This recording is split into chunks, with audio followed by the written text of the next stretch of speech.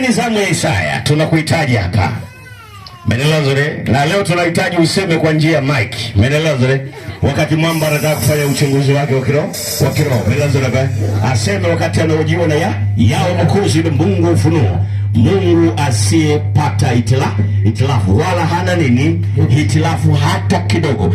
Isaya, mimi na wewe ni marafiki, ni kweli Menelazore, tumekutana muda mrefu, lakini mambo yako ya ndani kabisa huwa huniambii, sawa Aniambii kabisa Menelazore Watamenelewa ana muda sasa, kwa muda mrefu sana huwa anapata tatizo kwenye viungo vyake vya uzazi.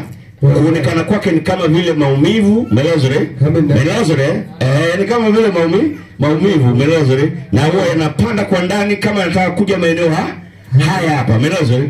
Sasa aseme yeye, kwa sababu ni rafiki yangu huyu wa muda mrefu, aseme kwamba mwamba mashuhuri amekosea, amepatia, aseme yeye hapa Menelazore. Amina, huyu ni Yesu. Mungu ufunuo yuko hapa sasa, anachunguza mambo. Menelazore, Bwana ananiambia, Bwana Mungu mkuu Yesu ananiambia amekuponya. Amina, amekuwa.